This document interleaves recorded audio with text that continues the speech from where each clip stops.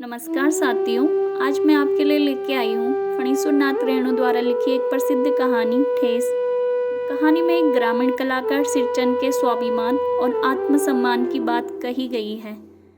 कहानी का मुख्य पात्र सिरचन है, जो शीतल पाटी, चिक और कुश के आसन बनाने में माहिर है। सिरचन को एक परिवार में अपमानित किया जाता है, जिससे उसको ठेस लगती है। कहानी यह दर्शाती है कि कलाकार को अपने काम के लिए सम्मान और मान्यता चाहिए, ना कि केवल धन। आइए सुनते हैं ये कहानी। खेती बाड़ी के समय गांव के किसान सिरचन की गिनती नहीं करते। लोग उसको बेकार ही नहीं बेगार समझते हैं, इसलिए खेत खलियान की मजदूरी के लिए कोई नहीं बुलाने जाता सिरचन को। क्या होगा उसको बुलाकर? दूसरे मजदूर खेत पहुंचकर 1/3 काम कर चुकेंगे। तब कहीं सिरचन राय हाथ में खुरपी डुलाता दिखाई पड़ेगा, पगडंडी पर तोल तोल कर पांव रखता हुआ धीरे धीरे। मुफ्त में मजदूरी देनी हो तो और बातें। आज सिरचन को मुफ्तखोर, कामचोर या चटोर कह ले कोई। एक समय था जबकि उसकी मड़ैया के पास बड़े बड़े बाबू लोगों की सवारियां बंधी रहती थी। उसे लोग पूछते ही नहीं, उसकी बहुत खुशामद भी करते थे। अरे सिरचन भाई, अब तो तुम्हारी हाथ में यह कारीगरी रह गई है सारे इलाके में। एक दिन भी समय निकाल कर चलो।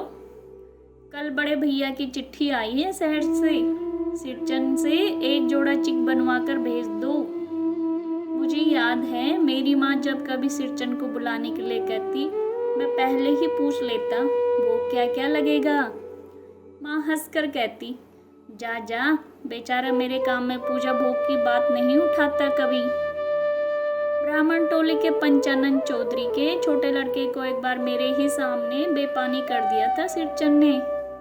तुम्हारी भाभी नाखून से खांट कर तरकारी परोसती है और इमली का रस, साल कर कड़ी तो हम कहार कुमारों की घरवाली बनाती है।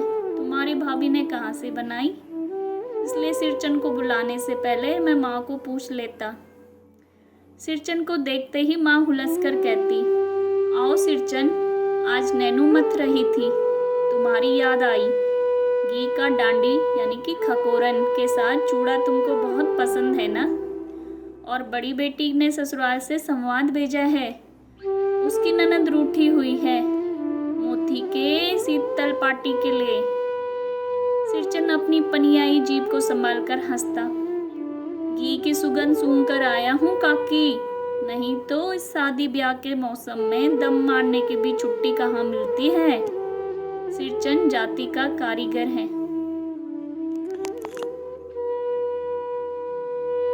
मैंने घंटों बैठकर उसके काम करने के ढंग को देखा है। एक एक मोती और पटेर को हाथ में लेकर बड़े बड़े जांता से उसकी कुच्ची बनाता, फिर उन कुच्चियों को रंगने से लेकर सुतली सुलझाने में पूरा दिन समाप्त।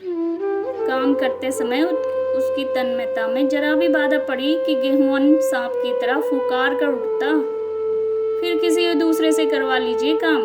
सिरचन मुंह चोर है, काम चोर नहीं। बिना मजदूरी के पेट भर भात पर काम करने वाला कारीगर। दूध में कोई मिठाई ना मिले तो कोई बात नहीं, किंतु बात में जरा भी झाल वह बर्दाश्त नहीं कर सकता। सिरचन को लोग चटोर भी समझते हैं। तली बगारी हुई तरकारी, दही की कड़ी, मलाई वाला दूध, इन सब का प्रबंध पहले ही कर लो, तब सिरचन को बुलाओ, दुम हिलाता हुआ हाजिर हो जाएगा। खाने पीने में चिकनाई की कमी हुई नहीं कि काम की सारी चिकनाई खत्म। काम अधूरा रखकर उठ खड़ा होगा। आज तो अब अधकपाली दर्द से माथा टनटना रहा है, थोड़ा सा रह गया है, किसी दिन आकर पूरा कर दूंगा। किसी दिन माने कभी नहीं। मोती घास और पटेर के रंगीन शीतल पाटी, बांस की तिल्लियों की झिलमिलाती चिक, सतरंगी डोर के मोटे भूसी चुन्नी रखने के लिए मूंज की रस्सी के बड़े बड़े झाले, हलवाओं के लिए ताल के सूखे पत्तों की छतरी, टोपी तथा इसी तरह के बहुत से काम हैं जिन्हें सिरचन के सिवा गांव में कोई नहीं जानता। यह दूसरी बात है कि अब गांव में ऐसे कामों को बेकाम ही समझा जाता है। बेकाम का काम, जिसकी मजदूरी में अनाज या पैसे देने की कोई जरूरत नहीं, पेट भर खिला दो, काम पूरा होने पर एक आध पुराना धुराना कपड़ा देकर विदा कर दो। वह कुछ भी नहीं बोलेगा। कुछ भी नहीं बोलेगा? ऐसी बात नहीं, सिरचन को बुलाने वाले ही जानते हैं। सिरचन बात करने में भी कारीगर है। महाजन टोले के भज्जू महाजन की बेटी सिरचन की बात सुनकर तिलमिला उठी थी। ठहरो, मैं माँ से जाकर कहती हूँ। इतनी बड़ी बात? बड़ी बात ही है बिटिया। बड़े लोगों की तो बस बात ही बड़ी होती है, नहीं तो 2-2 पटेर की पट्टियों का काम सिर्फ खेसरी का सत्तू खिलाकर कोई करवाए भला? ये तुम्हारी माँ ही कर सकती है बबुनी, सिरचन ने मुस्कुराकर जवाब दिया था। उस बार मेरी सबसे छोटी बहन की विदाई होने वाली थी। पहली बार ससुराल जा रही थी मानू के दूल्हे ने पहले ही बड़ी भाभी को खत लिखकर चेतावनी दे दी थी। मानू की विदाई में मिठाई की पतीली ना आए कोई बात नहीं, 3 जोड़ी फैशनेबल चिक और पटेर की शीतल पट्टियों से बिना आएगी नहीं मानू। भाभी ने हंसकर कहा, क्या बैरंग वापस लौटा दोगे? इसलिए 1 सप्ताह से पहले ही सिरचन को बुलाकर काम पर तैनात करवा दिया था माँ ने। देख सिरचन, इस बार नई धोती दूंगी, असली मोहर छाप वाली धोती। मन लगाकर ऐसा काम करो कि देखने वाला देखता ही रह जाए।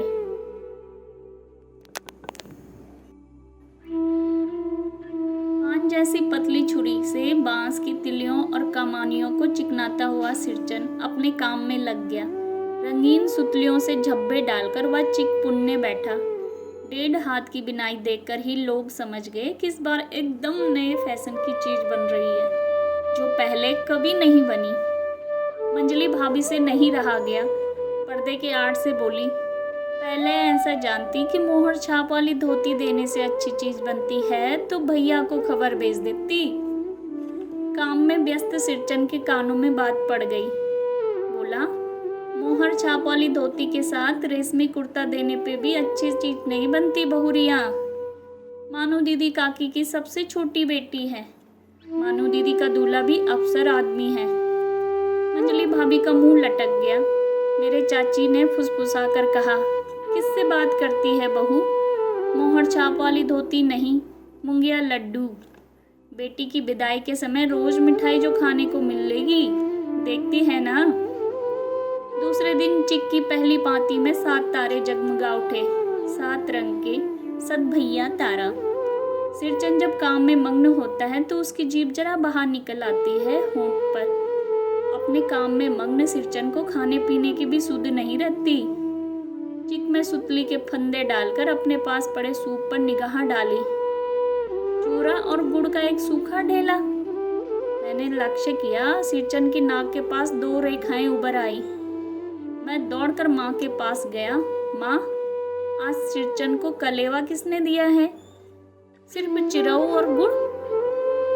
माँ रसोई घर के अंदर पकवान आदि बनाने में व्यस्त थी। बोली, मैं अकेली कहाँ क्या क्या देखूं? अरे मंजली, सिरचन को जरा 2 बूंदिया क्यों नहीं दे देती? बूंदिया मैं नहीं खाता काकी। सिरचन के मुंह में चिरवा भरा हुआ था। गुड़ का ढेला सूप के किनारे पर पड़ा रहा, अछूता सा। माँ की बोली सुनते ही मंजली भाभी की भौहें तन गई। मुट्ठी भर बूंदिया सूप में फेंक कर चली गई। सिरचन ने पानी पीकर कहा, मंजली बहू रानी, अपने मेके से आई हुई मिठाई भी इसी तरह हाथ खोलकर बांटती है क्या? बस। मंजली भाभी अपने कमरे में बैठकर रोने लगी। चाची ने माँ के पास जाकर लगाया, छोटी जाति के आदमी का मुंह भी छोटा होता है, मुंह लगाने से सर पर चढ़ेगा ही। किसी के नेहर ससुराल की बात क्यों करेगा वह? मंजली भाभी माँ की दुलारी बहू है। माँ तमक कर बाहर आई। सिरचन, तुम काम करने आए हो, अपना काम करो। बहुए से बदकुट्टी करने की क्या जरूरत? जिस चीज की जरूरत हो मुझसे कहो। सिरचन का मुंह लाल हो गया। उसने कोई जवाब नहीं दिया। बांस में टंगे हुए अधूरे चिक में फंदे डालने लगा। मानू पान सजाकर बाहर बैठ खाने में भेज रही थी। चुपके से पान का एक बीड़ा सिरचन को देती हुई बोली, इधर उधर देखकर। सिरचंद दादा, कामकाज का घर है, 5 तरह के लोग 5 किस्म की बातें करेंगे, तुम किसी की बात पर कान मत दो।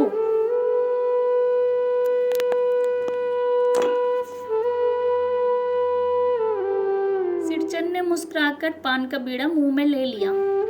चाची अपने कमरे से निकल रही थी। सिरचंद को पान खाते देखकर अवाक हो गई। सिरचंद ने चाची को अपनी ओर अचरज से घूरते देखकर कहा, छोटी चाची, जरा अपनी डिबिया का गमकोआ जर्दा तो खिलाना, बहुत दिन हुए। चाची इन कई कारणों से जली भुनी रहती थी। सिरचंद से गुस्सा उतारने का ऐसा मौका फिर नहीं मिल सकता। झनकती हुई बोली, मस्खरी करता है साला, तुम्हारी चढ़ी हुई जीभ भी आग लगे, घर में भी पान और गम को दर्जा खाते हो, चटोर कहीं के। मेरा कलेजा धड़क उठा, यत पारो नास्ती। बस सिरचंद की उंगलियों में सुतली के फंदे पड़े गए। मानो कुछ देर तक वह चुपचाप बैठा पान को मुंह में घुलाता रहा। फिर अचानक उठकर पिछवाड़े पीक थूक आया। अपनी छुरी, हंसिया वगैरह समेट संभाल कर झोले में रखे। टंगी हुई अधूरी चीख पर एक निगाह डाली और हनहनाता हुआ आंगन के बाहर निकल गया। चाची बड़बड़ाई, अरे बाप रे बाप, इतनी तेजी। चाची बड़बड़ाई, अरे बाप रे बाप, इतनी तेजी। कोई मुफ्त में तो काम नहीं करता। 8 रुपए में मोहर छाप वाली धोती आती है। इस मुंह झोसे के मुंह लगाम है ना, आंख में सील। पैसा खर्च करने पर सैकड़ों चिक मिलेंगी। 72 टोली की औरतें सिर पर गट्ठा लिए गली गली मारी फिरती है। मानो कुछ नहीं बोली, चुपचाप अधूरी चिक को देखती रही। सातों तारे मन पड़ गए। माँ बोली, जाने दे बेटी, जी छोटा मत कर। मानू, मैं मेले से खरीद कर भेज दूंगी। मानू को याद आया, विवाह में सिरचंद के हाथ की शीतल पाटी थी। माँ ने जो उसको दी थी, ससुराल वालों ने न जाने कितनी बार खोल कर दिखलाया था पटना और कोलकाता के मेहमानों को। वह उठकर बड़ी भाभी के कमरे में चली गई। मैं सिरचंद को मनाने गया, देखा एक फटी शीतल पाटी पर लेटकर वह कुछ सोच रहा है। मुझे देखते ही बोला, बबुआ जी, अब नहीं। कान पकड़ता हूँ पर अब नहीं। मोहर छाप वाली धोती लेकर वैसे भी मैं क्या करूँगा, कौन पहनेगा।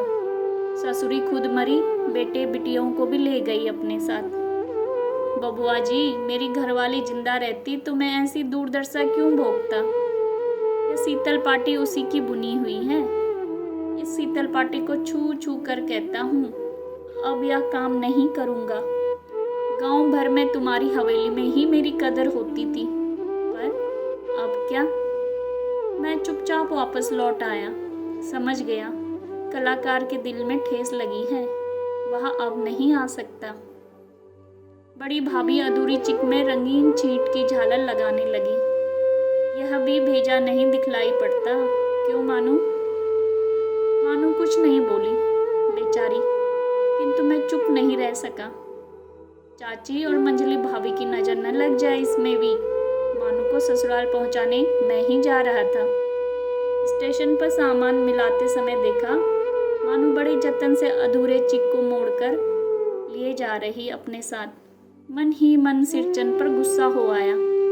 चाची के सुर में सुर मिलाकर कोसने को जी हुआ, कामचोर चटोर। गाड़ी आई। सामान चढ़ाकर मैं दरवाजा बंद कर रहा था कि प्लेटफॉर्म पर दौड़ते हुए सिरचंद पर नजर पड़ी। बबुआ जी, उसने दरवाजे के पास आकर पुकारा। क्या है? मैंने खिड़की से गर्दन निकालकर झिड़की के स्वर में कहा। सिरचंद ने पीठ पर लादे हुए बोझ को उतारकर मेरी ओर देखा। दौड़ता हुआ आया हूँ, दरवाजा खोलिए। मानू दीदी कहाँ है, एक बार देखूं। मैंने दरवाजा खोल दिया। सिरचंद दादा, मानू इतना ही बोल सकी। खिड़की के पास खड़े होकर सिरचंद ने हकलाते हुए कहा, यह मेरी ओर से है, सब चीज है दीदी, शीतल पाटी, चिक और एक जोड़ी आसनी कुस्की। गाड़ी चल पड़ी। मानू मोहर छाप वाली धोती का दाम निकाल कर देने लगी। सिरचन ने जीभ को दांत से काटकर दोनों हाथ जोड़ दिए, मानो फूट फूट कर रो रही थी। मैं बंडल खोलकर देखने लगा। ऐसी कारीगरी, ऐसी बारीकी, रंगीन सुतलियों के फंदों का ऐसा काम मैंने पहली बार देखा था, और ऐसा सिरचन। धन्यवाद।